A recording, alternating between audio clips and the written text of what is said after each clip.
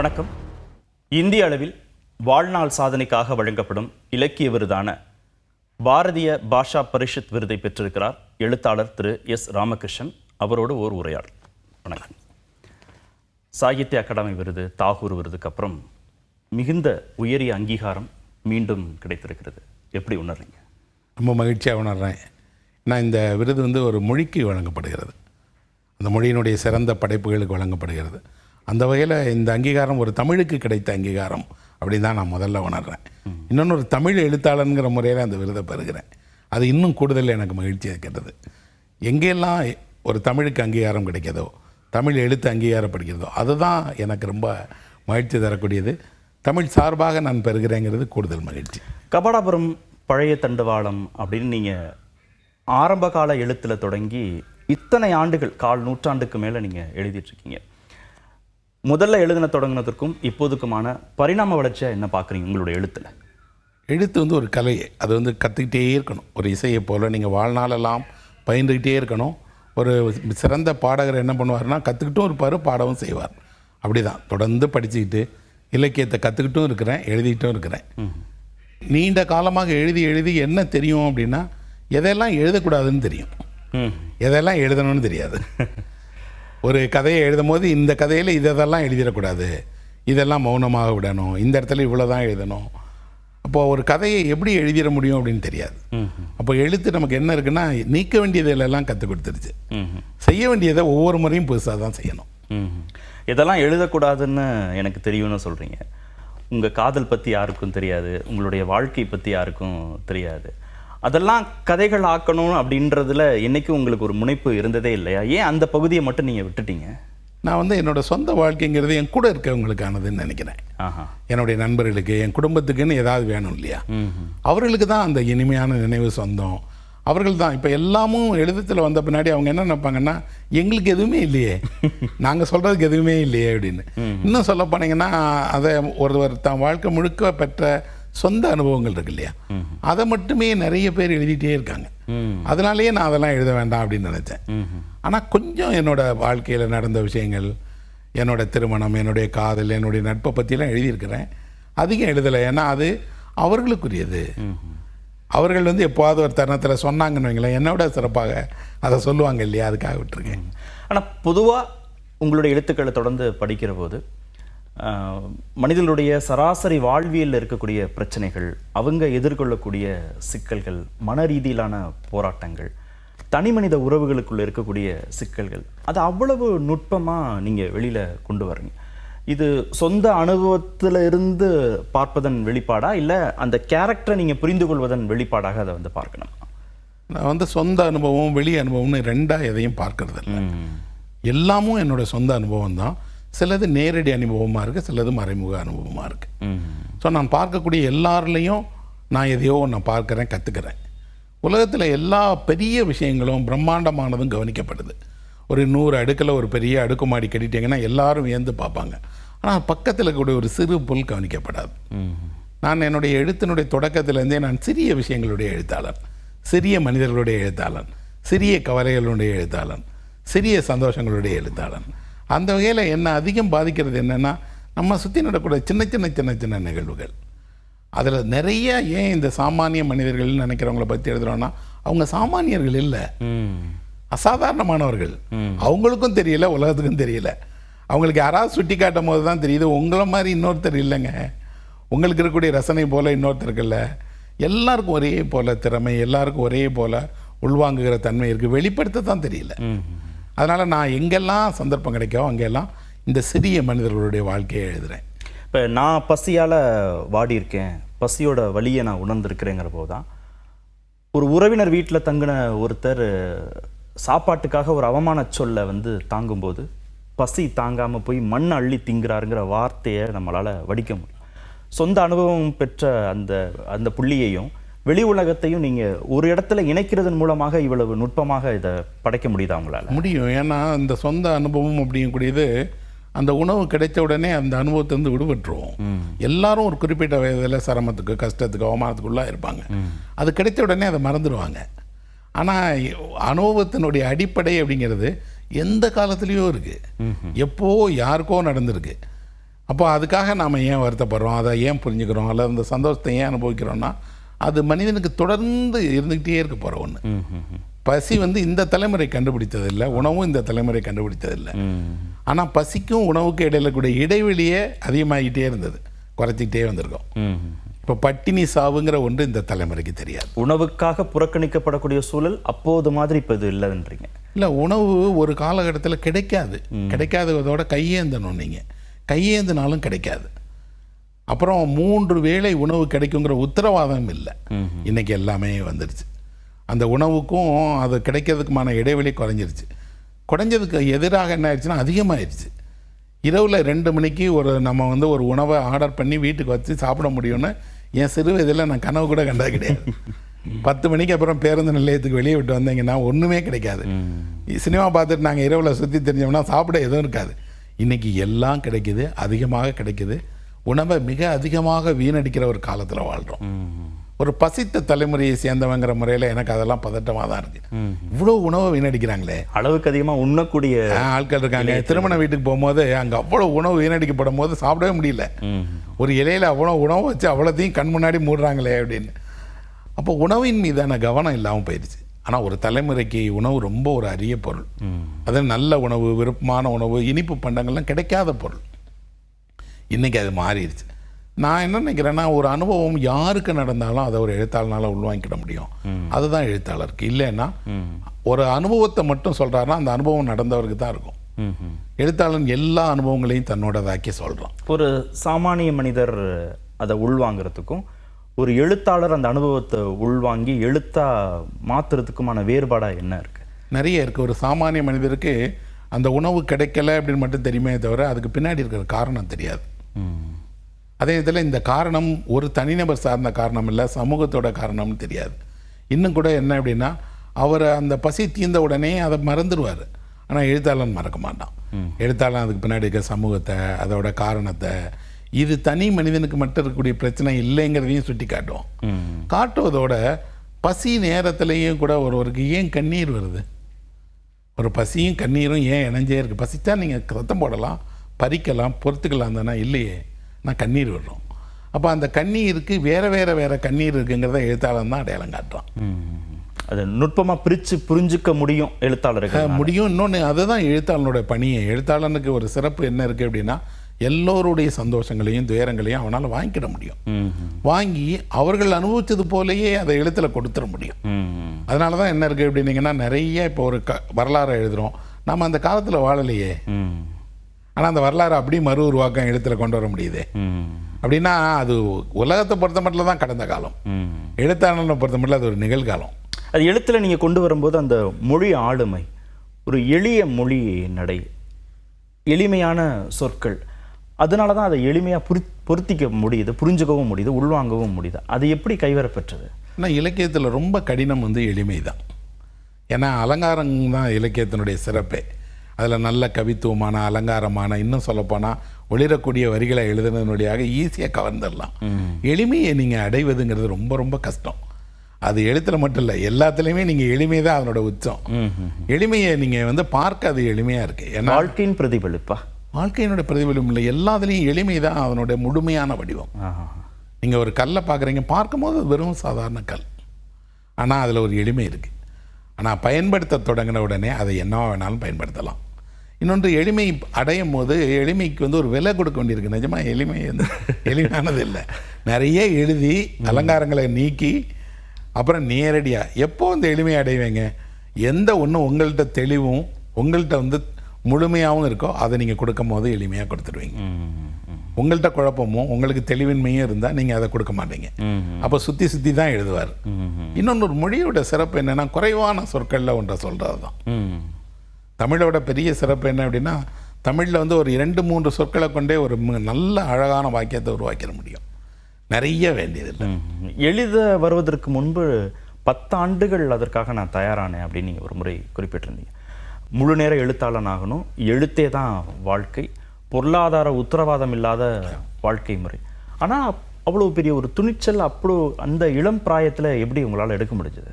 2 காரணம். ஒன்று வந்து நான் படித்த எழுத்து அதை எனக்கு உருவாக்குச்சு. ஏன்னா நான் படித்த எழுத்தை சேர்ந்த எல்லா எழுத்தாளர்களும் நான் வாழ்ந்த இந்த வாழ்க்கையை தான் வாழ்ந்துருக்கிறாங்க. என்னை போல தான் ஒரு புதுமை பித்தன் கிளம்பி இங்கே வந்திருக்கிறாரு. என்னை போல தான் நான் படித்த தஸ்தாவஸ்கியோட வாழ்க்கை, டால்ஸ்டாயோட வாழ்க்கை இருந்தது. அப்போ அவர்களை படிக்கும்போது எனக்கு தோன்றியது, அவங்க இந்த எழுத்தை முழுமையாக நம்பி சொந்த வாழ்க்கையோட எல்லா கஷ்டங்களையும் தாண்டி எழுதிட்டே இருந்தாங்க. எழுதிட்டு இருக்கிறதோட அதில் தான் ஆறுதல் அடைஞ்சாங்க, அதில் தான் சந்தோஷம் அடைஞ்சாங்க. எழுத்தவர்களுக்கு ஏதோ ஒன்று கொடுத்துருவோன்னு முழுமையாக நம்பினாங்க. அதுதான் பாரதி வாழ்க்கை முழுக்கவுமே செய்தார். அவரால் என்ன வேணாலும் செஞ்சுருக்க முடியும், எவ்வளோ பெரிய அதிகாரத்தையும் அடைஞ்சிருக்க முடியும். ஆனால் எழுத்தை மட்டுமே நம்புறது இருக்குல்ல, அந்த தைரியத்தை. இன்னொன்று அதை குடும்பம் கொடுத்தது, அதை தான் ஆச்சரியம். ஒரு வீடு, பெற்றோர்கள், நண்பர்கள், உறவினர்கள் எல்லாரும் ஒரு எழுத்தாளனை எழுதுன்னு சொல்லி அனுமதிக்கிறது இருக்கு இல்லையா.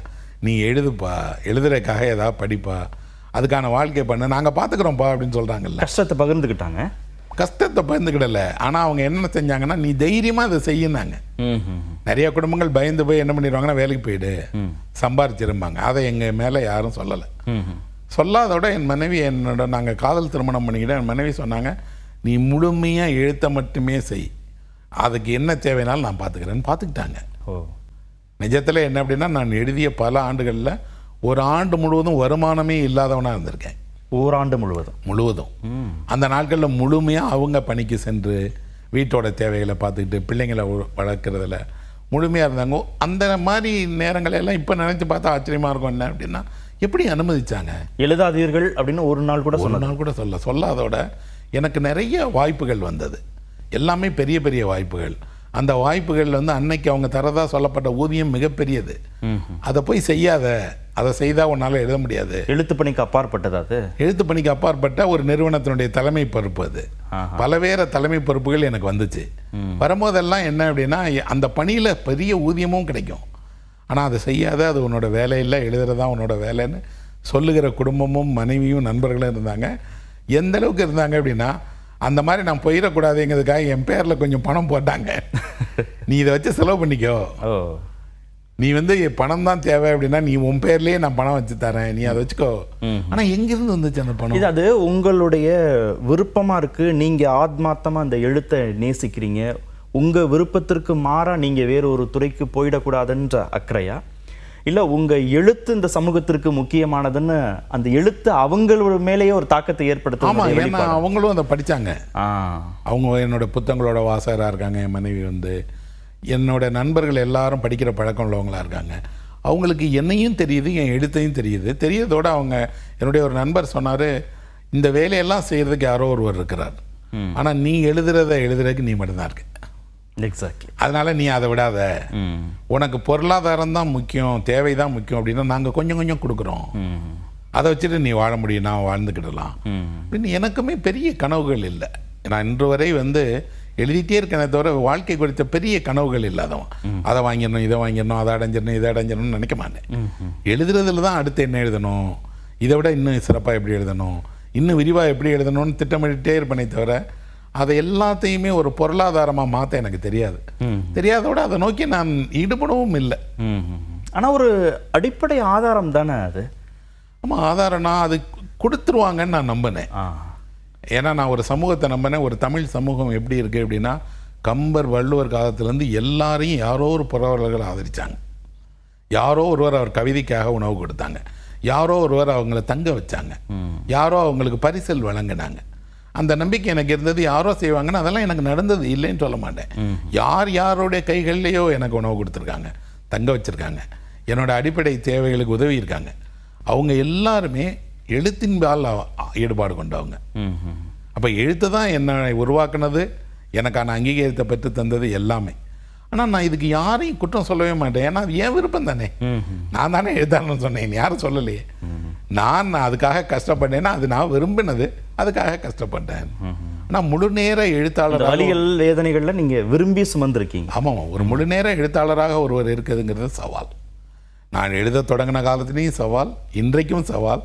இன்றைக்கும் நான் ஒருவரை முழுமையாக நீங்கள் ஒரு எழுத்தாளராக இருங்கன்னு சொல்ல மாட்டேன். ஏன் அப்படின்னா அவரால் அதை வாழ்க்கை தேவைகளை பூர்த்தி செய்ய முடியாது.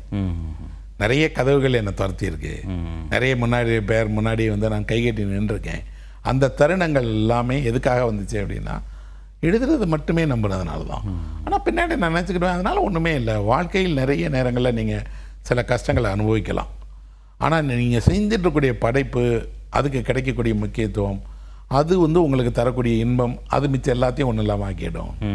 இந்த சமூகத்தில் உங்கள் எழுத்து ஏற்படுத்தின மாற்றங்களை நீங்கள் நேரடியாக தரிசிப்பதற்கான வாய்ப்புகள் கிடைச்சிருக்கா? வாசகர்கள் பகிர்ந்துடுறது, அவங்க உங்களுக்கு கடிதம் அனுப்புறது, அதை கடந்து நீங்கள் அதை அப்படியே கண் கொண்டு பார்த்துருக்கீங்களா அந்த மாற்றம்? நிறைய பார்த்துருக்கேன். அதான் ஆச்சரியம் என்ன அப்படின்னா, கண்ணு முன்னாடி இப்போ நான் எழுதின விஷயங்கள்லேருந்து இருக்குது. இப்போது ஒரு கதையில் ஒரு வீட்டில் கூட அண்ணன் தம்பியை பற்றி எழுதுனேன். அண்ணனும் தம்பியும் ஒரே வீட்டில் ஒன்றா பிறக்கிறாங்க. ஏதோ கருத்து வேற ஆளாக பிரிஞ்சிடறாங்க. 20-25 வருஷம் பேசிக்கிட்டவே இல்லை. பேசிக்கிட்டு அதோட அண்ணா வந்து தம்பி மேலே குற்றம் சுமத்துறார், தம்பி அண்ணன் மேலே குற்றம் சுமத்துறார். நான் ஒரு கட்டுரை என்னுடைய கடைசி பற்றி எழுதியிருந்தேன். நீங்கள் 2 பேரும் இன்னொரு முறை அண்ணன் தம்பியாக பிறக்கவே முடியாது, இந்த முறை பிறந்திருக்கீங்க. உலகத்தில் யார் யார் மேலேயோ உங்களுக்கு கோபம் இருக்குது, அதெல்லாம் நீங்கள் காட்டிக்கிட்டதே இல்லை. ஆனால் உங்களால் காட்ட முடிஞ்ச அண்ணன்ட்டையோ தம்பியிடமா காட்டிக்கிறீங்களே, இதை விட்டுட்டிங்கன்னா, உங்களோட பிரச்சனைகளை தாண்டிட்டிங்கன்னா நீங்கள் அண்ணன் தம்பியாகவே இருக்கலாமேன்னு நிஜமாக 2 அண்ணன் தம்பி வந்தாங்க. நிஜமாக என் வீட்டு முன்னாடி நின்று என்கிட்ட சொல்லி என் முன்னாடி அவங்க 2 பேரும் பேசினாங்க. பேச ஆரம்பிச்சோன்னே அண்ணன் முதல் வார்த்தை தம்பிகிட்ட கேட்டது, என்னை மன்னிச்சிரு அப்படின்னு. தம்பி அண்ணன் காலில் விழுந்து அழறார். 2 பேரும் அழுதுட்டு மௌனமாக போயிட்டாங்க. அடுத்த தீபாவளிக்கு அவங்க 2 பேரும் எனக்கு புதிய உடை வாங்கி கொண்டு வந்தாங்க. உங்கள் வரி இல்லைன்னா நாங்கள் சேர்ந்துருக்க மாட்டோம். இது மாதிரி ஒன்று இல்லை, நிறைய நிகழ்ச்சிகள், நிறைய ஆட்களை பார்க்குறேன்.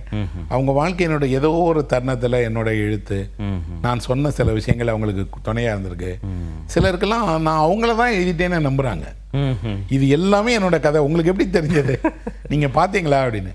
இல்லைம்மா, இது உங்களுக்கு நடக்கலை, எல்லாருக்கும் நடந்தது, நீங்களும் அதில் ஒரு ஆள். ஆனால் எல்லாரும் அதை புரிஞ்சிக்கலையே. அதை புரிஞ்சுக்கிற போய் தான் நான் எழுத்தாளராக இருக்கேன். உங்களை எனக்கு தெரியாது, ஆனால் உங்கள் பிரச்சனைகளை எனக்கு தெரியும். அந்த பிரச்சனைகளை எப்படி புரிஞ்சுக்கிடணும்னு எனக்கு தெரியும், எப்படி வெளிப்படுத்தணும்னு தெரியும். சில பொது வெளியில் நிறைய கவனங்கள் உண்டானது. இப்போ ரஷ்ய இலக்கியம்னா, ரஷ்ய இலக்கியத்தை ஒரு பொது வெளி கவனிக்க வைத்தது. அது நான் தொடர்ந்து பேசியதால் ஏற்பட்டது. இன்றைக்கி தமிழ்நாட்டில் எல்லாருக்கும் டால்ஸ்டாய், டாஸ்டாவ்ஸ்கி, கார்கே, துர்கனேவை எல்லாருக்கும் தெரியும். எப்படி தெரியும்? அதை பற்றி தொடர்ந்து பேசி சொல்லி அது வந்து சர்வதேச அளவுலேயே எப்படி இருக்குது அப்படின்னா, ரஷ்ய இலக்கியங்கள் படிக்கப்படுறது குறைஞ்சிட்டு வரக்கூடிய காலகட்டத்தில் தமிழில் அதுக்கு ஒரு பெரிய வரவேற்பு வந்துருச்சுன்னா அவ்வளோ புத்தகங்கள் வருது. இப்படி சர்வதேச இலக்கியங்களை பற்றி, தமிழ் இலக்கியத்தை பற்றி, இன்னும் சொல்லப்போனால் முன்னோடிகளை பற்றி தொடர்ந்து பேசி தமிழோட எல்லா முன்னோடிகளையும் கொண்டாடுகிறத தொடங்கி வச்சேன். இப்போ கதாவிலாசம்னு நிறைய பேர் வந்துட்டாங்க. அப்போ நான் என் எழுத்து நேரடியாக என் கண்ணு முன்னாடியே அது அடுத்த பரிமாணத்தை அடையிறத பார்த்தேன். அதுதான் புதிய விஷயங்கள் எழுதும் போது இன்னும் பொறுப்புணர்வோடையும் இன்னும் சரியாகவும் எழுதணுங்கிற அக்கறையை உருவாக்குது. ஒரு பெற்றோர்கிட்ட நாம் பெற்றுக்கொண்ட விஷயங்களுக்கான கைமாறாக நம்ம எதையுமே செய்ய முடியாதுன்னு சொல்லுவாங்க. ஒரு வாசகன் ஒரு எழுத்தாளனுக்கான கைமாறாக என்ன செஞ்சிட முடியும்? இந்த மாற்றங்களை தவிர வேறு ஏதாவது இருக்கா உங்கள் எதிர்பார்ப்பு? நிறைய செய்ய முடியும். ஏன்னா நான் முதல்ல ஒரு வாசகன். நான் முதல்ல அந்த வாசகங்கிற முறையில் என்ன பண்ணுறேன், அந்த எழுத்தாளருடைய எழுத்துலேருந்து சில விஷயங்களை என் வாழ்க்கைக்கு நான் எடுத்துக்கிறேன். 1. 2வது, அந்த எழுத்தாளர் சந்தர்ப்பம் கிடைக்கும் போதெல்லாம் பேசுகிறேன். என்னை யாராவது ஒருவர் ஏதாவது ஒரு திட்டி எழுதினார்னா நான் வந்து அதுக்கு ஒன்றுமே அதை கண்டிக்கவோ எதிர்க்கவோ மாட்டேன். ஆனால் என்னோடய ஆசான்களை யாராவது திட்டினா நான் கண்டிப்பேன். ஏன்னா அவர்களுக்கு சார்பாக நான் இருக்கிறேன் நம்புகிறேன். அவர்களை யாராவது ஒருவர் மோசமாக விமர்சிக்கும் போது அவர்கள் சார்பாக நான் பேசுவேன். ஒரு வாசகன் எல்லாம் அவன் எவ்வளவு காலம் ஆனாலும் அவனுக்கு விருப்பமான எழுத்தாளரனுடைய குரலை ஒலிச்சுக்கிட்டே தான் இருப்பான். போன தலைமுறை, அதுலேயும் தமிழ் சமூகம் எவ்வளோ பெருசுன்னா, அந்த கதாபாத்திரங்கள் பெயர்களை பிள்ளைக்கு வச்சுருவாங்க. தன்னுடைய பிள்ளைங்களுக்கு எழுத்தில் வரக்கூடிய கதைகளினுடைய கதாபாத்திரங்கள் பெயர்களை வச்சுருவாங்க. வீட்டுக்கு பேர் வைக்கும் போது பாரதி இல்லம் அப்படின்னு வைப்பாங்க.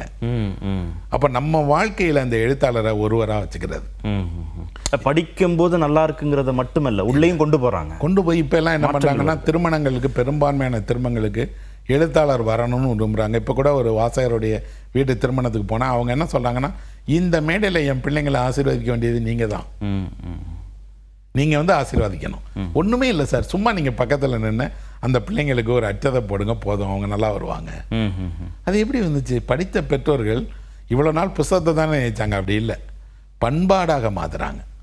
அந்த பண்பாட்டு நிகழ்வுகளில் எழுத்தாளரை அழைக்கிறாங்க. இது பொது வெளியிலையுமே வந்துருச்சு. இன்றைக்கி நடக்கக்கூடிய எல்லா முக்கிய நிகழ்வுகள்லையும் ஒரு பங்கு எழுத்தாளர்களுக்கு இருக்குது. அழைக்கப்படுறாங்க, கௌரவிக்கப்படுறாங்க, கொண்டாடப்படுறாங்க. எவ்வளோ விருதுகள், எவ்வளோ அங்கீகாரம். அப்போ இந்த பண்பாடு என்ன வந்துருச்சுன்னா, புத்தகம், எழுத்தாளர் 2க்கு இடையில் அவர்களை கொண்டாடணும்.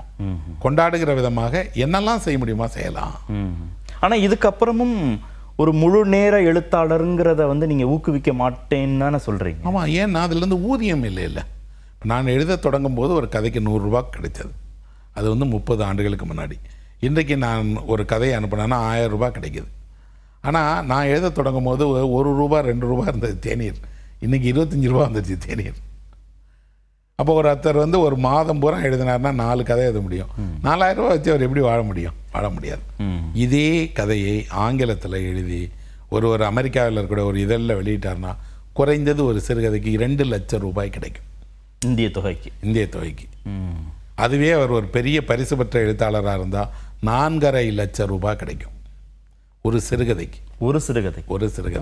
மாதத்திற்கே போதுமானது. அது மாதத்துக்கு 4 கதை எழுதினார்னா அவர் வேலையை பார்க்க வேணாம். ஒரு நாவல் எழுதினார்னா அந்த நாவல் பெரிய பதிப்பகத்தில் வெளியிடப்பட்டால் அவர் விருது வாங்கிய எழுத்தாளராக இருந்தால் குறைந்தபட்சம் அவருக்கு உலக அளவில் 2 கோடி ரூபாய் கிடைக்கும். 5 நாவல் எழுதிட்டாருன்னா அந்த அவர் வாழ்க்கையே முடிஞ்சு போயிடுச்சு. யோசிச்சு பாருங்கள், ஜே.கே. ரவுலிங் வந்து எழுத்தின் வழியாக சம்பாதிச்சு ஒரு அரண்மனை வாங்கியிருக்காங்க. இங்கிலாந்தில் ஒரு அரண்மனையில் வசிக்கிறாங்க. ஒரு எழுத்தாளருக்கு தானே அந்த கௌரவம் கிடைக்கிது. அவங்களும் புத்தகம் தானே எழுதினாங்க. ஏன் கிடைக்கல அப்படின்னா, தமிழில் யாராவது ஒருவருடைய புத்தகம் 10,000 பிரதிகள் விற்று அவர் சந்தோஷமாக வாழ முடியும். அவர் வெளியிடுற ஒவ்வொரு புத்தகமும் 10,000 பிரதி விற்கணும். போதுமானது. 10,000 பேர் உறுதியாக, இப்போ நான் நாவல் வெளியிடுறேன், அந்த நாவலை 10,000 பேர் வாங்கிடுவாங்கன்னா நான் அந்த நாவலை வச்சே வாழலாம். இன்னும் சொல்லப்போனால் ஆங்கிலத்தில் எல்லாம் வர மாதிரி 1 லட்சம் காப்பி விற்றது, 10 லட்சம் காப்பி விற்றதுன்னா அவர் கோடீஸ்வரராக வாழ முடியும். மலையாளத்தில் ஒரு கே.ஆர். மீரான்னு எழுத்தாளர் இருக்காங்க. அவங்க 2 லட்சம் காப்பி அவங்களோட புக்கு விற்கிது நாவல். 2 லட்சம் புத்தகம் விற்றாங்கன்னா அவங்க ஒரு வருடத்தில் கிட்டத்தட்ட எப்படி வச்சுக்கிட்டா கூட 1 கோடி ரூபாய் 1.5 கோடி ரூபாய் அவங்களுக்கு கிடைக்கும். தமிழில் எந்த புத்தகத்துக்கும் அவ்வளோ பெரிய வரவேற்பும் கிடையாது, அவ்வளோ பெரிய பணமும் எழுத்தாளருக்கு வழங்கப்படாது. சென்னை புத்தக விழாக்கள் கடந்து மாவட்டந்தோறும் தாலுக்காக்கள் தோறும் புத்தக விழாக்கள் வந்து அதிகரிச்சிருக்கு எண்ணிக்கை அடிப்படையில். புத்தக எண்ணிக்கை அதிகமாக இருக்குது. நிறைய புத்தகங்கள் விற்கப்படுதே தவிர ஒரு குறிப்பிட்ட புத்தகம் மிக அதிகமாக விற்கப்படுதுன்னா ஒரு ஆண்டு முழுவதும் விற்கப்பட்ட அந்த புத்தகம் எனக்கு தெரிய ஒரு 4,000-5,000 காப்பி விற்கும் ஒரு அதிகபட்சம். இப்போ ஆங்கிலத்தோட பெஸ்ட் செல்லர்னு எடுத்துட்டிங்கன்னா எல்லாமே 2 கோடி 3 கோடி 5 கோடி 10 கோடி விற்றது. தமிழோட பெஸ்ட் செல்லர்னு சொல்லப்படக்கூடிய புத்தகம் லட்சம் பிரதிகளை தொற்றுக்குமாங்கிறதே சந்தேகம். அப்போது புத்தக எண்ணிக்கை வாங்குவர்களுடைய எண்ணிக்கை அதிகமாக இருக்கே தவிர குறிப்பிட்ட புத்தகங்களுக்கு இல்லை. இப்போ ஆங்கிலத்தில் ஒரு புத்தகம் முன்பதிவுனா முன்பதிவில் குறைந்தபட்சம் 40,000-50,000 காப்பி முன்பதிவு ஆகும். தமிழில் அதிகமாக 100 காப்பி 200 காப்பி முன்பதிவு ஆகுது. அப்போ சூழலில் என்ன இருக்குது அப்படின்னா, புத்தக அங்காடிகள் இல்லை, புத்தகங்களை வாங்கிறதுக்கான வழிகள் இல்லை. இன்னும் சொல்லப்போனால் தமிழ்நாடு முழுவதும் ஒரு குறிப்பிட்ட புத்தக அங்காடியினுடைய கிளைகள் கிடையாது. நிறைய ஊர்களில் புத்தக கடைகளே கிடையாது. ஆனால் அந்த ஊரில் கல்லூரி இருக்குது, பள்ளி இருக்குது, ஆனால் அந்த ஊரில் புத்தக கடையே கிடையாது. இவ்வளவு பண்பாட்டு சிறப்பு மிக்க ஒரு மாநிலத்தில் புத்தக கடை இல்லாத ஊரே இருக்கக்கூடாது.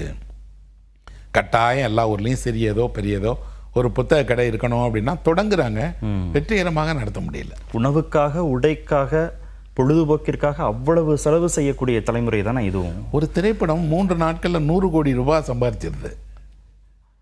ஆனால் ஒரு புத்தகம் ஒரு 100 வருஷம் வந்து புத்தகம் விற்றா கூட அவரால் இந்த பணத்தை அடைய முடியுமான்னு தெரியாது.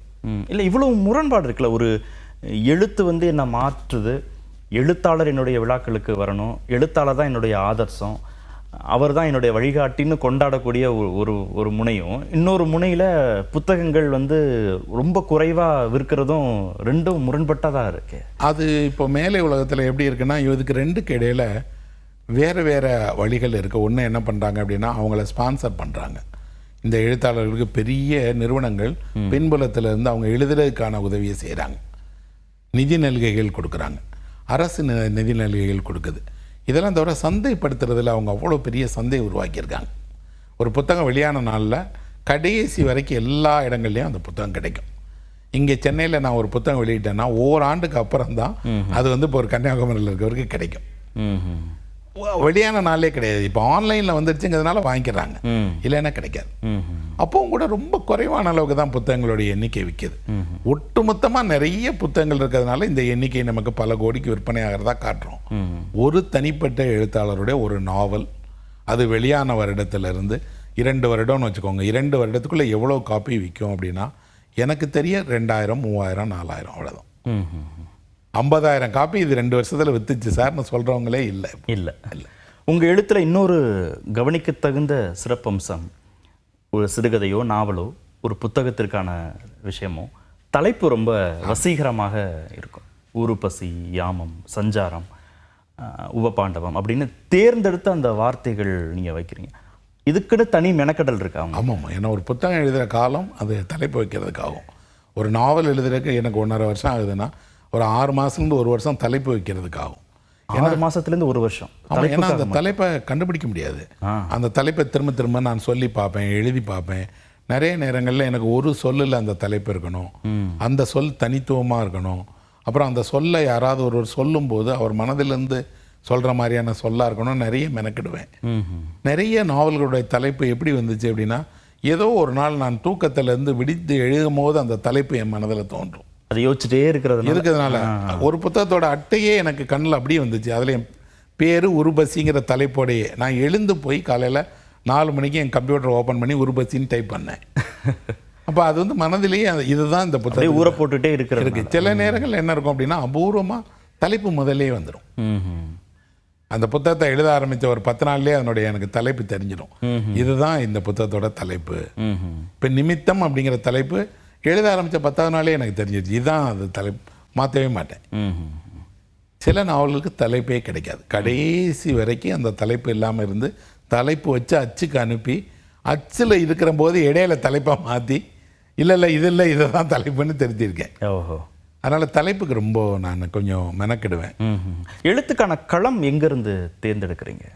என்னை சுற்றி இருக்கக்கூடிய எல்லாமே எழுதுறதுக்கான களம் தான். நான் முதல்ல என்ன நினைப்பேன், இதை யாராவது எழுதலையா அப்படின்னு பார்ப்பேன். அப்புறம் இதை விட என்னை விட சிறப்பாக அதை எழுதுகிறவங்க இருக்காங்களே, அவங்க ஏன் எழுதாமல் இருக்காங்கன்னு பார்ப்பேன். 3வது அதை நான் ஏன் எழுதணும்னு என்னை கேட்டுக்கிடுவேன். எனக்கு தெரியும் அப்படிங்கிறதுக்காக ஒன்று எழுதணும்னு நினச்சா எழுத மாட்டேன். ஏன்னா அது எனக்கு தெரியுங்கிறது தகுதி இல்லை. அது என்னை எழுத சொல்லி என் மனதினோட ஒரு மூலையில் ஒரு செடி வளர்கிற மாதிரி வளரணும். அது வளர்ந்து என் மனதை சொல்லிக்கிட்டே இருக்கணும், அதை எழுதுன்னு. அப்போ தான் எழுதுவேன். நிறைய நான் எழுதின விஷயங்கள் தோன்றியது 20 வருஷத்துக்கு முன்னாடி, 15 வருஷத்துக்கு முன்னாடி. ஆனால் அது எழுதினது 15 வருஷம் கழிச்சு. அவ்வளோ நாள் மனதில் இருந்துக்கிட்டே இருக்கும். அதனால் எப்போவும் உடனே எந்த எதிர்வினையும் பண்ண மாட்டேன். ஏதோ ஒரு நிகழ்ச்சியோ ஏதோ ஒன்றை பார்க்க உடனே நாளைக்கு எழுதிடலான்னு நினைக்க மாட்டேன். மனதில் அது இருக்கட்டும், எவ்வளோ நாளைக்கு இருக்கோ. சில கதை கருக்கள் மனதில் இருந்து மறைஞ்சு போயிடும், அதெல்லாம் நான் எழுத வேண்டாதுன்னு போயிடுச்சு. சில கதை கருக்கள் மனதை விட்டு போகவே போகாது, காத்துக்கிட்டே இருக்கு நான் எழுதுறதுக்காக. அந்த மாதிரி விஷயங்களை மட்டும்தான் தேர்வு பண்ணி நான் எழுதுகிறேன். அப்புறம் எழுதுறதுக்கு இப்போ நான் எழுதின அளவுக்கு இன்னொரு 10 மடங்கு எழுதுறதுக்கான விஷயங்கள் என்கிட்ட இருக்குது. அதுதான் எனக்கு ஒரு ஆச்சரியம். 1/4 நூற்றாண்டுக்கு மேலே நீங்கள் எழுதிட்டுருக்கீங்க. ஒரு மன சிக்கல்கள், அகச்சிக்கல்கள், தனிப்பட்ட உறவு சிக்கல்கள், போட்டி, பொறாமை, நல்லது கெட்டதுன்னு இந்த உலகத்தில் இருக்கக்கூடிய விஷயங்கள் எல்லாமும் ஒரு குறுகிய வட்டத்துக்குள்ளே உள்ளது தானே. ஆனால் புதுசாக இருக்குது எழுத்து, புதுசாக இருக்கே பிரச்சனை. அது எப்படி அதுலேருந்து எடுக்க முடியுது அவ்வளவையும்? அதான் எல்லா இதுலேயுமே அந்த நிகழ்ச்சி தான் பழச்சதை தவிர அதை பார்க்குற பார்வை புதுசு தான் மாறிடுது. மாறும் போது நாம் எதிர்பாராத முறையில் அது ஒன்று நடக்குது. நான் காலையில் வாக்கிங் போகிறேன், ஒரு வீட்டோட மாடியில் பார்க்குறேன், ஒரு 8வது மாடியோட பால்கனியில் ஒரு நாயை கட்டி போட்டிருக்காங்க. அந்த நாய் 8வது மாடி பால்கனியில் நின்று ஒரு சாலையில் போகிறவங்கள குலைச்சிக்கிட்டே இருக்குது. அந்த வீட்டோட உரிமையாளர் அதை பூட்டி வச்சுட்டு போயிட்டார். ஏன்னா நம்ம இரவில் பார்க்குறேன், இரவுலையும் 8வது மாடியிலேயே இருக்குது. ஒரு 8வது மாடியில் ஒரு நாய் இருக்குதுங்கிறது என் தலைக்கு மேலே ஒரு நாய் இருக்கிற மாதிரி நான் உணர்றதோட ஒரு நாயை கட்டி போட்டு வச்சுட்டாங்க. அதுக்கு உணவு கிடைக்குதுங்கிற ஒரு காரணத்தை தவிர அந்த நாய் அங்கே இருக்கிறதுக்கு ஏதாவது ஒரு தேவை இருக்கா? அப்போ உணவு கிடைக்குங்கிற ஒரே ஒரு விஷயம் எவ்வளோ பேரை அடிமைப்படுத்தி வச்சுருக்கு. நான் அதை ஒரு நாயாக பார்க்கல. இன்னொன்று நவீன வாழ்க்கையினோட அபத்தம், இவர் 8வது மாடி பால்கனியில் ஒரு நாய் நின்று தூரத்துக்க நட்சத்திரங்களை குலைச்சிக்கிட்டு இருக்குது, கடந்து போகிற பறவைகளை குலைச்சிக்கிட்டு இருக்குது, தெருவில் போகிறவங்கள இருக்குது, அதுக்கு யாருமே இல்லை. கொஞ்சம் நேரம் கழித்து அது குலைப்பதை நிறுத்திட்டு பார்த்துட்டே இருக்குது. பரிதாபமாக இருக்குது. இது ஒரு காட்சி. ஆனால் இதை சொல்ல முற்பட்டால் இது நான் இந்த காட்சியே இல்லை, நகரத்தில் இந்த நிலையில் இருக்கக்கூடிய எல்லாரையும் சொல்கிறதா மாறிடுது. இப்படி எண்ணிக்கையற்று சொல்கிறதுக்கான மனிதர்களுக்கும் பொருந்தும். அது மனிதனுக்கும் பொருந்தும். இப்படி ஒரு தாத்தா பாட்டியை விட்டுட்டு போயிட்டாங்க, குழந்தைங்களை விட்டுட்டு போயிடுறாங்க. பீச்சில் அன்றைக்கி பார்க்குறேன், ஒரு காருக்குள்ளாடி ஒரு குழந்தைய பலூனை கொடுத்து விட்டுட்டு பெற்றோர்கள் நடக்க போயிட்டாங்க. அது காருக்குள்ளாடி பூட்டப்பட்டு உள்ளே இருக்குது. ஐயோ. அந்த குழந்தை காருக்குள்ளாடியே பந்து விளையாண்டுக்கிட்டே இருக்குது. கண்ணாடி வழியாக உள்ளே பார்க்குறேன், அந்த குழந்தை கையில் ஒரு பந்து. பெற்றோர்களை பார்க்குறேன், அவங்க வாக்கிங் போயிட்டாங்க பூட்டிட்டு. இந்த குழந்தையும் அதே போல் அடைப்பட்ட ஒரு குழந்தை தான். நிறைய பள்ளி விட்டு திரும்புகிற பிள்ளைங்களோட வீட்டில் அவங்க யாருமே இல்லை. அந்த பிள்ளைங்க படிக்கட்டிலேயே உட்காந்துருக்கதை பார்க்குறேன். அவங்க பெற்றோர்கள் வர்ற வரைக்கும் அவங்க படிக்கட்டிலேயே உட்காந்துருக்காங்க, படிக்கட்டிலேயே பிஸ்கட் சாப்பிட்றாங்க. பக்கத்து வீட்டில் அவ்வளோ வீடு இருக்குது, அந்த அடுக்குமாடி குடும்பத்தில் அவ்வளோ பேர் இருக்காங்கல்ல, யார் வீட்டுக்குள்ளேயாவது கூப்பிட்டு வச்சு அந்த பிள்ளைங்களுக்கு உணவு கொடுக்கலாம்ல, உட்கார வச்சுக்கலாம்ல, ஒருத்தரும் கவனிக்கவே மாட்டேங்கிறாங்க. அந்த படிக்கட்டுக்கு பக்கத்தில் யாரோ ஏறி போகிறாங்க, பக்கத்துலேயே லிஃப்ட் இருக்குது, ஆட்கள் திறந்து போயிட்டே இருக்காங்க. ஒரு வகையில் பார்த்தா இந்த வாழ்க்கை இங்கே நடக்கக்கூடிய எல்லாமும் பெரும் முட்டாள்தனமாகவும் அபத்தமானதாகவும் சகித்து கொள்ள முடியாதவும் இருக்குது. ஒரு வகையில் நான் வந்து அந்த கோபத்தை தான் எழுதுகிறேன், ஆனால் அந்த கோபத்தை மட்டும் எடுத்துகிட்டு எழுதுகிறேன். ஆனால் எழுதுவதை வந்து அந்த கோபம் தான் தூண்டுது. என்ன இது இப்படி நடந்துக்கிறாங்களே. அப்புறம் சிறியவர்கள் பெரியவர்கள்ங்கிற பேதம் இல்லாமல் எல்லாரையும் வெறுக்கிறாங்க, எல்லார் மீதும் குற்றம் சுமத்துறாங்க, சந்தர்ப்பத்துக்காக காத்துக்கிட்டே இருக்கிறாங்க. ஒரு மனிதனை ஏமாத்துறதுங்கிறது சந்தோஷம் தரக்கூடிய விஷயமா எப்படி இருக்க முடியும்? ஆனால் திரும்ப திரும்ப உலகத்தில் நடந்துக்கிட்டே இருக்கு. ஏமாறுகிற மனிதன் மாறிக்கிட்டே இருக்கானே தவிர, ஒவ்வொரு நாளும் நான் ஃபோன் பண்ணும்போது ஒரு எச்சரிக்கை மணி இருப்பது, ஏமாந்துடாதீங்கன்னு. நான் இவ்வளோ படிச்சிருக்கேன், ஆனால் நான் ஏமாந்துடாதீங்கன்னு ஒரு எச்சரிக்கை குரல் எனக்கு கொடுத்துக்கிட்டே இருக்குது. அப்படின்னா உலகம் ஏமாற்றுவதற்கான களம் தானா? நான் நிச்சயமாக இல்லைன்னு தான் சொல்லுவேன். ஏமாறுபவர்களுடைய களம். இங்கே நிறைய பேர் ஏமாறுவதற்கு தயாராக இருக்காங்க. ஏன்னா எதை நம்பியும் தனக்கு ஒன்று கிடைச்சிரும்னு நினைக்கக்கூடியவர்கள் நிறையா இருக்காங்க. அவர்கள் ஏதாவது ஒன்று எங்கிருந்தாவது கிடைச்சிடாதான்னு ஏமாறுகிறார்கள். இந்த ஏமாற்றுகிறவர்களில் பெரும்பான்மையானவர்கள் எல்லா தொழில்நுட்பத்தையும் வச்சுருக்காங்க. நம்ம காலகட்டத்தில் தொழில்நுட்பம் செய்த பெரிய உதவியே என்னென்னா ஏமாற்றுபவர்களுக்கு தான். ஏமாறுபவர்களை பாவம் அவங்களுக்கு ஒன்றுமே கிடைக்கல, அவங்க கண்ணீர் தான் அந்த செல்ஃபோனில் உள்ளது. வேறு ஒரு நபர்கிட்ட ஏமாறதுக்கு அவங்க தயாராக இருக்காங்க. ஏன்னா ஒவ்வொரு முறை ஏமாந்த முடிஞ்சோடனே இன்னொருத்தன் ஏமாந்த மாட்டான்னு நினைக்கிறாங்க, இல்லைன்னா இன்னொரு முறை அது நடக்காதுன்னு நினைக்கிறாங்க.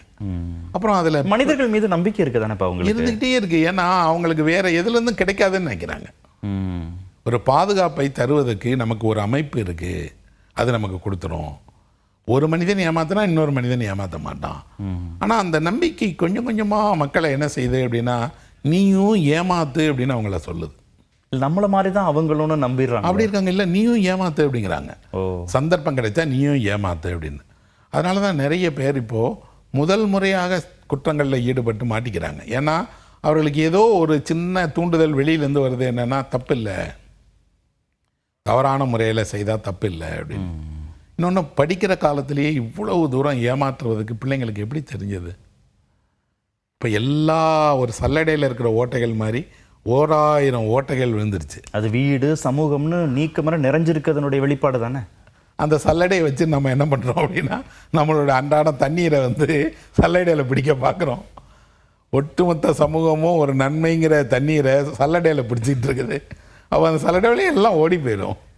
அண்ணன் தம்பி உதாரணம் சொன்னீங்கல்ல, இந்த உலகத்தில் இருக்கிற எல்லா அண்ணன் தம்பிக்கும் இடையிலான பிரச்சனை தான் அப்படின்னா அது ஒரு வரையறைக்கு உட்பட்டதே இல்லையா? இல்லை, அண்ணன் தம்பிக்கு இடையிலான பிரச்சனையும் வெவ்வேறு வடிவங்களில் இருந்து எல்லா வடிவங்கள்லையும் இருக்கும். ஏன்னா அண்ணன் தம்பி 2 பேரும் ஒரே பெற்றோர்களுக்கு பிள்ளைகளானே தவிர 2 தனித்தனி ஆட்கள். 2 பேருக்கு 2 தனி வரலாறு இருக்குது, தனி ரசனை இருக்குது, தனியான இருக்குது. அவர்கள் ரத்த உறவால் தான் ஒன்று சேர்ந்துருக்குறாங்க. இன்னும் ரொம்ப ஆழமாக போனால் அண்ணன் ஜெயிச்சா தம்பிக்கு பிடிக்காது, தம்பி ஜெயிச்சா அண்ணனுக்கு பிடிக்காது.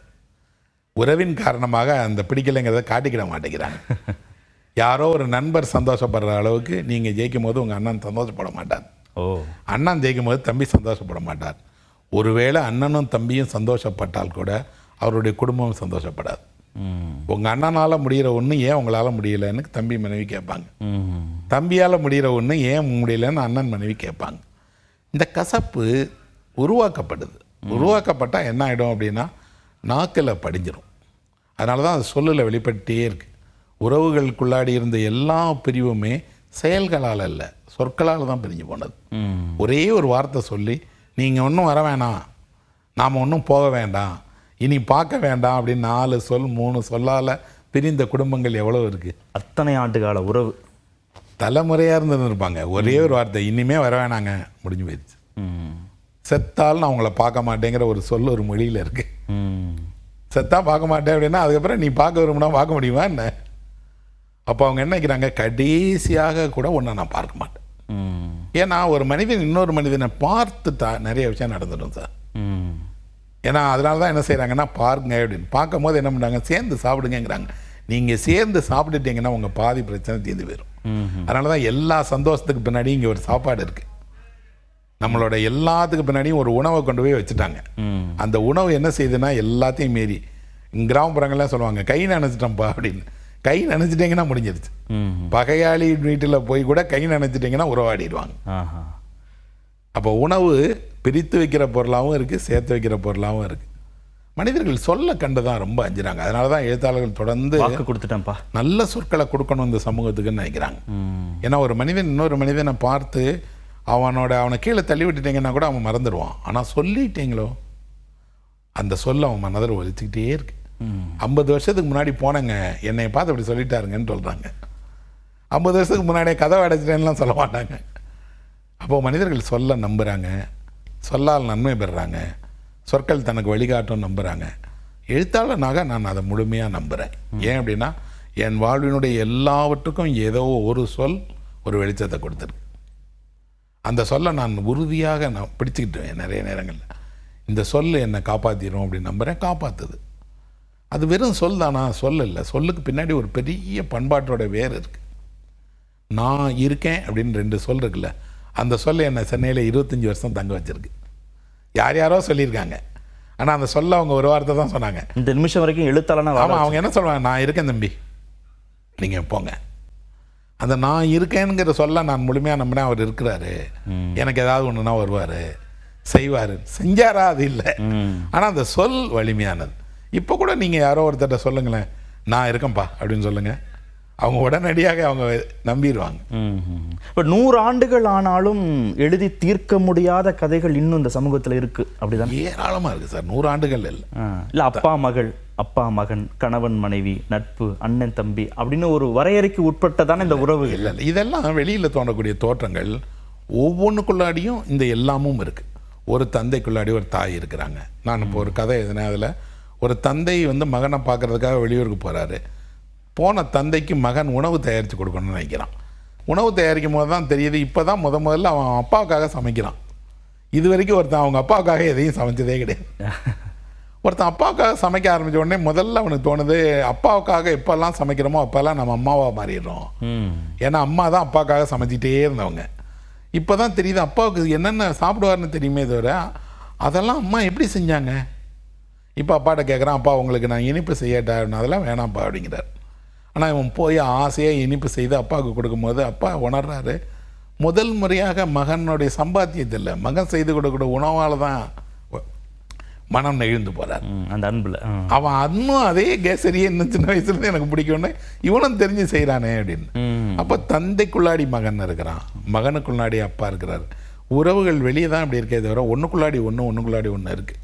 அப்புறம் சமூகத்தில் ஒரு தட்டு தான் எழுதப்பட்டிருக்கு.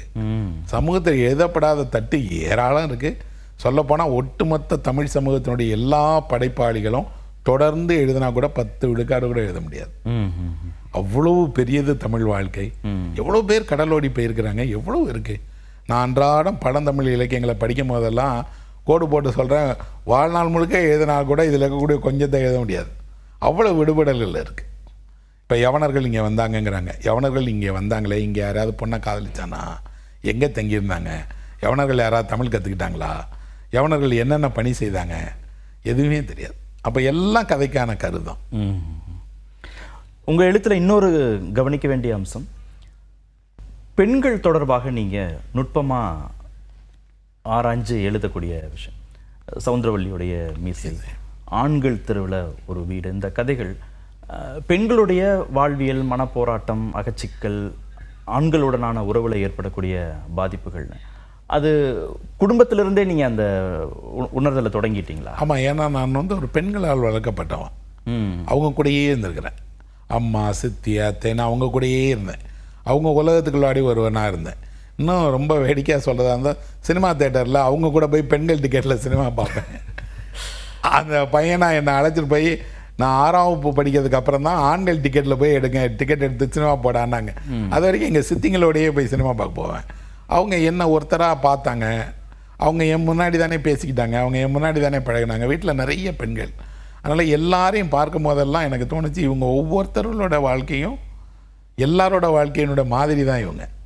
அப்படியே அவங்க திருமணமாகி வாழ்ந்து மறைந்து எல்லாம் நிறைய பேர் இறந்துட்டாங்க. அவங்க எல்லாரையும் பார்க்கும்போது எனக்கு எதை எழுதும் போதும் அவங்களில் யாரோ ஒருத்தர் ஞாபகம் வருவாங்க. அவங்க இப்படி நடந்துக்கிட்டாங்களே அவங்க. இப்போவும் கூட இவங்க என்னை சுற்றி இருக்கக்கூடிய என் மீது ரொம்ப பெரிய அன்பு செலுத்தக்கூடிய எல்லாருமே எங்கெங்கேயோ இருக்கக்கூடிய பெண்கள் தான். அவங்க தான் என் கதையை மொழிபெயர்க்கிறாங்க, என் புத்தக வெளியீட்டுக்கு வராங்க. அன்றைக்கி ஒரு அம்மா வந்து எனக்காக ஒரு சின்ன பொம்மை செஞ்சு கொண்டு வந்து கொடுக்குறாங்க. அம்மா நான் குழந்தை இல்லையே அப்படின்னு. இல்லை சார் நான் ஆசையாக செஞ்சேன் வச்சுக்கோங்க சார் அப்படின்னு. அவங்க ஏன் எனக்கு ஒரு பொம்மை செஞ்சு கொண்டு வந்து கொடுக்கணும்? அவங்க தன்னோட பிள்ளையாக என்ன நினைக்கிறாங்க. அப்போ நான் இவங்களை புரிஞ்சுக்கிறேன் அப்படிங்கிறேன். இன்னொன்று அவங்க பிரச்சனைகளை அன்றாடம் பார்க்குறேன். பார்க்கும்போது நிறைய நேரங்களில் அந்த தருணத்தில் ஒன்றும் பண்ண முடியாமல் போயிடுது. ஒரு பேருந்தில் கடந்து போகும்போது ஒரு நாள் பனகல் பார்க் முன்னாடி பார்த்தேன். ஒரு ஆள் பனகல் பார்க் பேருந்து நிலையத்தில் வச்சு அவர் மனைவியை கன்னத்தில் அறைகிறார். பொது இடம்னு கூட பொது இடம்னு பார்க்காம அந்த அம்மா அழறாங்க. அந்த அம்மா தரன்னு பிடிச்சி இழுத்து தள்ளி விடுறாரு. அந்த அம்மா மண்ணில் விழுந்திருக்காங்க. பேருந்து நிற்கிது, ஆட்கள் இறங்கி போகிறான் வர்றான் எல்லாம் பண்ணுறாங்க. கொஞ்ச நேரம் கழிச்சு அந்த ஆள் ஒரு ஆட்டோவில் அவர் ஏறி போயிட்டார். அந்த அம்மா மட்டும் விழுந்தே கிடக்குறாங்க. எனக்கு பயங்கர வலி. என்ன அப்படின்னா ஒரு சமூகம் இப்படி தான் நடத்துமா? ஒரு பண்பாட்டினுடைய அடையாளமாக இது அதுதான் எழுத வைக்கிது. அந்த காட்சி மறைஞ்சிருச்சு. நான் அந்த பஸ்லேருந்து கடந்து போயிட்டேன். ஆனால் அது திரும்ப எழுதுகிற நேரத்துலலாம் அந்த ஆள் அடித்த சம்பவம் வந்துக்கிட்டே இருக்கு. இது ஒன்று இல்லை, 1000 நடக்குது. கண்ணுக்கு தெரிஞ்ச நடக்குது, கண்ணுக்கு தெரியாமல் நடக்குது. நிறைய நேரங்களில் கடற்கரையில் பார்ப்பேன், சாவி தொலைச்சி யாராவது தேடிட்டு இருப்பாங்க இரவில்.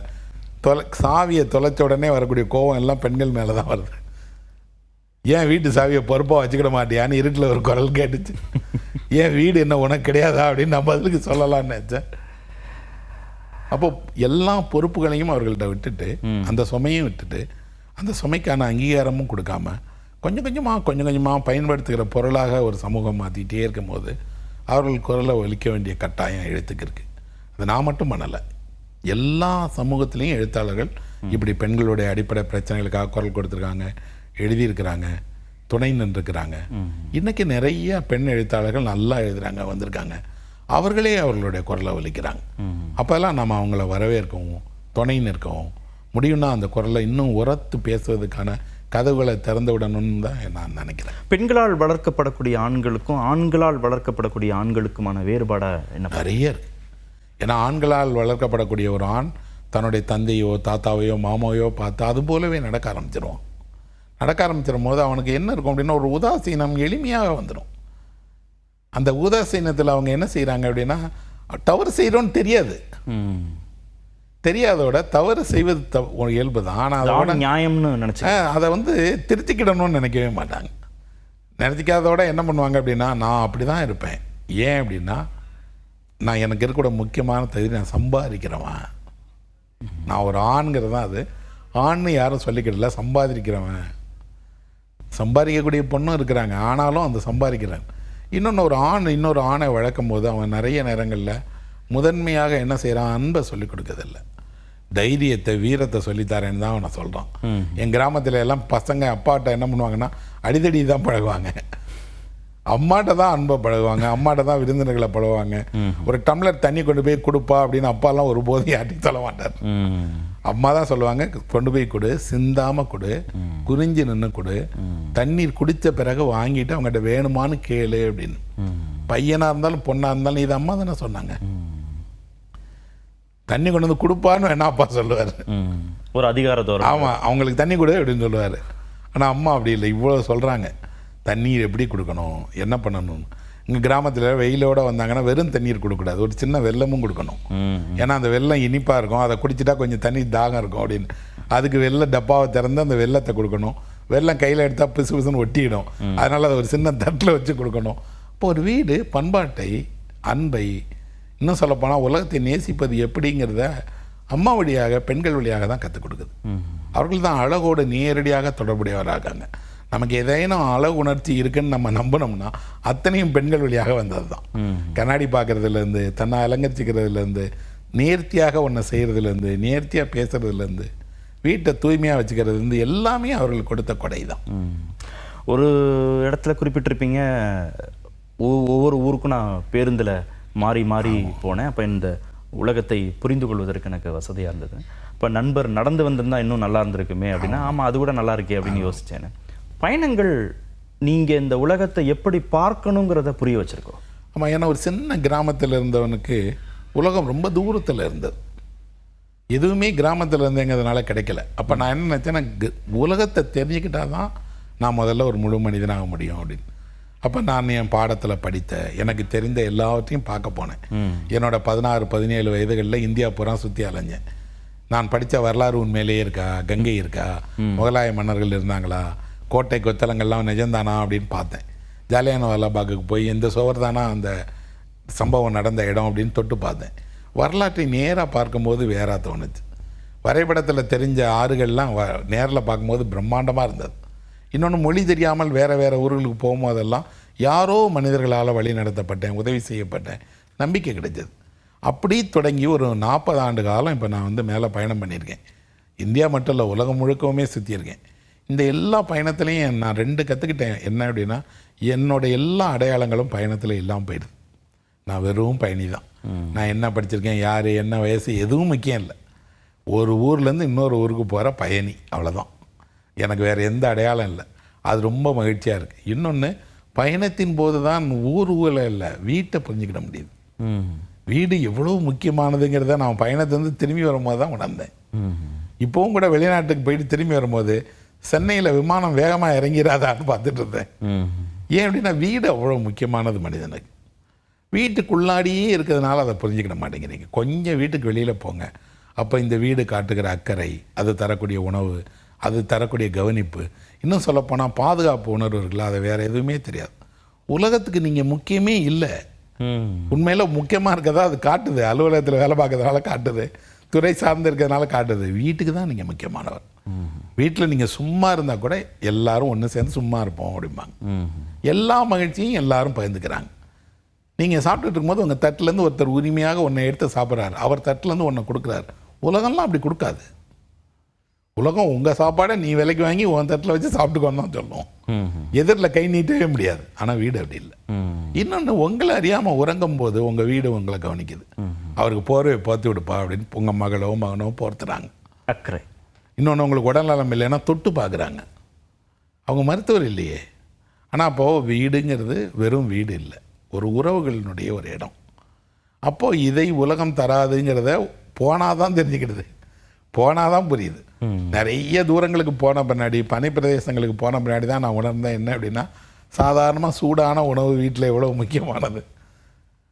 அப்போது வீட்டையும் புரிஞ்சுக்கிடவும் உலகத்தையும் புரிஞ்சுக்கிறதுக்கும் எனக்கு பயணம் ரொம்ப உதவி பண்ணியிருக்கு. உலகம் முழுவதும் இருக்கக்கூடிய மனிதர்கள் அவங்களோடு ஊடாடக்கூடிய கதைகள் எல்லாம் ஒன்றா இருக்கா, வேற வேறையா இருக்கா? சில கதைகள் ஒன்றா இருக்குது. ஏன்னா மனிதனுடைய அடிப்படை பிரச்சனைகளை பேசக்கூடிய கதைகள் எல்லா இடத்துலையும் ஒன்றா இருக்குது. உலகம் முழுவதுமே ஒரு கருப்பொருளில் கதைகள் அதிகம் எழுதப்பட்டிருக்கு. அது வீடு திரும்புறதை பற்றி. ஒரு மனிதன் வீடு திரும்புறதை பற்றி தான் உலகத்தினுடைய எல்லா இதிகாசங்களும் பேசுது. எதனால் வீடு திரும்புகிறான்? போர் முடித்து வீடு திரும்புவான், மனைவியை மீட்டு ராமாயணத்தில் வீடு திரும்புகிறாரு. எல்லா வீடு திரும்புறதை பற்றி தான் பேசுகிறாங்க. வீட்டிலேருந்து வெளியேறி போகிறது எளிதுங்க, வீடு திரும்புறது எளிதே இல்லை. அதனால் அந்த வீடு திரும்புறதை பற்றி இருக்காங்க. இந்த வீடு தேசத்தை இழந்து போனவர்கள் வீடு நோக்கி போகிறதா இருக்கலாம், போரால் தான் பாதிக்கப்பட்டு வீடு திரும்பி போகிறவங்களா இருக்கலாம், பெரிய யுத்தம் முடிஞ்சு யுலிசஸ் வீடு திரும்பி போகிறத தான் ஒடிசி பேசுது. ஆனால் எல்லாத்துலேயும் அவங்க என்ன பேசுகிறாங்க அப்படின்னாங்கன்னா, வீடு திரும்பி போகும்போது பழைய வீடு இல்லை, நீங்கள் இல்லாத போது இருந்த எதையும் உணர முடியாது. அதை எப்படி புரிஞ்சுக்கிடுவீங்க? நீங்கள் 10 வருஷம் இல்லை, இப்போ திரும்பி வந்துடுறீங்க. அப்போது நீங்கள் இல்லாத காலத்தில் இந்த வீட்டு இருந்ததை ஒருத்தன் புரிஞ்சுக்கிறத பற்றி நிறைய பேசுகிறாங்க. இன்னொன்று, உறவுகளை பற்றி திரும்ப திரும்ப உலகத்தில் பேசப்பட்டே இருக்கு. எவ்வளோதான் பழசாக இருந்தாலும் அப்பா மகள் உறவு புதுசு தான், அம்மா மகன் உறவு புதுசு தான். ஒரு குழந்தை பிறக்குதுங்கிறது எல்லை இல்லாத மகிழ்ச்சி தான். ஒரு குழந்தை இறந்து போயிடுதுங்கிறது தாங்க முடியாத துக்கம்தான். தந்தை மகனை பறிகொடுக்கிறதுங்கிறது உலகத்தினுடைய தீராத சோகம்தான். மாறவே இல்லை. எந்த தலைமுறைக்கும் இதே கதை இருக்குது. திரும்ப திரும்ப நடந்தாலும் ஒவ்வொன்றும் புதுசு, ஒவ்வொன்றும் புதுசு. கிங் லியர் தான் கேட்குறாரு என்ன அப்படின்னா, என்ன அதிகம் நேசிக்கிறது யாருன்னு பொண்ணுங்கிட்ட. அந்த கேள்வியை எல்லா அப்பாக்களும் தானே கேட்குறாங்க. என் மகளில் 3 பேரில் யார் என்ன அதிகம் நேசிக்கிறாங்க? இந்த மக வீட்டில் கொஞ்ச நாள் இருக்கேன், அந்த மக வீட்டில் இருக்கேன், அந்த மக வீட்டில் இருக்கேன், 3 மகளும் துரத்தி விட்டாங்களாப்பா அப்படின்னு சொல்கிற அப்பா இருக்காரு. அவர் கிங் லியர் தானே. கிங் லியருக்கும் நமக்கு இடையில 500 வருஷம் 1000 வருஷம் இடைவெளி இருக்குது.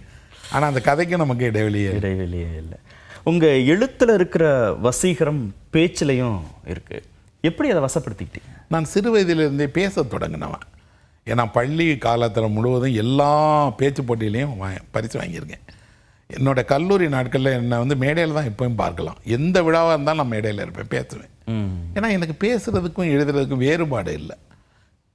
பேசுகிறதில் என்ன சொல்கிறோமோ அதே தான் எழுதுறது. ஏன்னா என் பேச்சுங்கிறது மேடைக்கானது இல்லை. நான் ஒருவர்கிட்ட எழுதுகிற போது எப்படி அதை தெரியப்படுத்த நினைக்கிறேனோ அப்படி தான். எண்ணிக்கை எனக்கு முக்கியம் இல்லை. 50 பேர் இருக்காங்களா, 500 பேர் இருக்காங்களா, 5000 பேர் இருக்காங்களா, இல்லை. என் மனதிலிருந்து நாங்கள் பேச போகிறேன். அந்த பேசுகிறத நான் முடிஞ்ச வரைக்கும் நேர்மையாக, எளிமையாக, என் மனதில் தோணக்கூடிய சித்திரங்களாகவே பேசணும்னு விரும்புவேன். அப்படி பேசுகிறது நிறைய பேருக்கு பிடிக்குது. அதனால் அவங்க கேட்குறாங்க.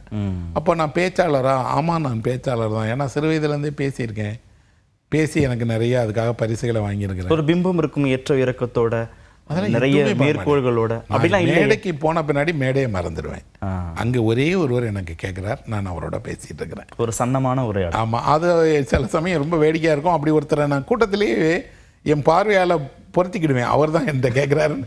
அவர் பாதி கூட்டத்தில் எழுந்து போயிடுவார். அப்போ எனக்கு சிரமமாக இருக்கும். அதனால் கூட்டத்தில் என்ன பண்ணுவோம் அப்படின்னா, அங்கங்கே என்னோடய பார்வைகளை வச்சுக்கிடுவேன். முன் வரிசையில் ஒருத்தர், 2வது வரிசையில் ஒருத்தர், அவரை நோக்கியே சொல்லுவேன். சில சமயம் முன்னாடி வரிசையில் உட்காந்து கேட்டுட்ருக்கவர் நான் சொன்னதை பார்த்து கண்ணீர் விட்டு எழுதிட்டே இருக்கார். எனக்கு அதை பார்த்து எப்படி தொடர்ந்து பேசுகிறதுன்னு தெரியாது. அந்த நேரங்களில் என் பார்வையை ரொம்ப பின்னாடி வச்சுக்கிடுவேன், அவரை பார்க்கவே மாட்டேன். ஆனால் பேச்சு ஒருவருடைய மனதை வேகமாக தொடுது. ஏன்னா 2000 வருஷமாக பேசி கேட்டுட்டு இருக்கிறான் மனுஷன். எழுதி படித்து 100 வருஷமா 200 வருஷமாக தெரிஞ்சிட்டு இருக்கான். புத்தகம் மனிதனோட கைக்கு வந்து ரொம்ப வச்சா ஒரு 200 வருஷம் வச்சுக்கலாம். ஆனால் எவ்வளோ 1000 வருஷமாக கேட்டுக்கிட்டே இருக்கிறோம். இப்போ கூட ஒரு புத்தகத்தில் எழுதினதை சொன்னால் இன்னும் அதிகம் பிடிக்கும், கேட்டால் ரொம்ப பிடிக்கும். ஏன்னா ஒரு கேட்கக்கூடிய பழக்கங்கிறது ஒன்று நேரடியாக இதயத்தை கொண்டு போயிடுது. படிக்கிறதுக்கு ஒருத்தருக்கு எழுத்தறிவு தேவைப்படுது. அவர் படித்தவராக இருக்க வேண்டியிருக்கு, கேட்கறதுக்கு அப்படி எதுவுமே இல்லை. அப்போ நிச்சயமாக கேட்கறதுங்கிறது படிக்கிறத விட ஒரு மேம்பட்ட வடிவம் தான். என்னன்னா எல்லாத்தையும் கேட்டு கேட்டு கேட்டு கேட்டு அதை சளிப்பொடியை ஆக்கிட்டோம். தேர்வு இல்லாமல் கேட்டு கேட்டு கேட்டு என்ன ஆயிடுச்சுன்னா கேட்கறது என்னங்க ஒன்றுமே இல்லைங்கிறோம். அப்படி கூட்டலே ஒரு கம்பீரமான குரல், ஒரு ஏற்ற இறக்கம், நிறைய மேற்கோள்கள், அப்படிதான் கேட்கறவங்களை வசப்படுத்தணும் இல்லாம தொடக்கம் முதல் முடிவு வரை ஒரு தெளிந்த நீரோடைய பயணிக்கிறதே. இன்னொன்று, நான் மனதை தொடத்தான் விரும்புவேன். நான் பேசுறதன் வழியாக கொஞ்சம் கொஞ்சமாக அவர் மனதுக்குள்ளாடி போக முடியும், போயிட முடியும் நம்புவேன், போவேன். அதுக்கு கம்பீரமான குரல் தான், எதுவுமே தேவையில்லை, ஏற்ற இறக்கங்கள் தேவை. இன்னும் சொல்லப்போனால் என்னோட உரையில் நான் சொல்லக்கூடிய நிறைய பெயர்களை அவங்களுக்கு தெரியாது. ரஷ்ய எழுத்தாளர்களுடைய பெயர்களை, இடங்களை தெரியாது. ஆனால் அவங்க இதுக்காக புரிஞ்சுக்கிறாங்க, அதுக்கு பின்னாடி இருக்கக்கூடிய அந்த உணர்ச்சியை புரிஞ்சுக்கிறாங்க. நானும் அங்கே அந்த மேடையை பொறுத்த மட்டும் அப்படி தான் நினைப்பேன். ரொம்ப குரலை உயர்த்தி ஆர்ப்பாட்டமாக எதையும் சொல்ல தேவையில்லை. எவ்வளவு எளிமையாக அதை அவங்ககிட்ட சொல்லிட முடியும். அப்படி சொல்லும் போது நான் ஒன்றை மட்டும் முடிவு பண்ணிக்கிடுவேன், பேசும்போது நம்ம அறியாமல் கூட ஒரு வசை சொல்லோ சுடு சொல்லோ வர வேண்டாம், எதிர்மறையான ஒரு சொல்லை பயன்படுத்தக்கூடாதுங்கிறது ரொம்ப கவனமாக இருப்பேன். அப்படி சொற்களையே நான் முழுசும் என்னோட அகராதியிலேருந்து எடுத்துடுவேன். அது மேடையில் இருக்கும்போது ரொம்ப கவனத்தோடு இருப்பேன், வேற ஒரு கவனமும் இருக்காது. நன்றி, ஒரு ஆழமான உரையாடல். இன்னொரு சந்தர்ப்பத்திலையும் சொல்லுவோம். ரொம்ப ரொம்ப நன்றி. மீண்டும் சந்திப்போம். நன்றி.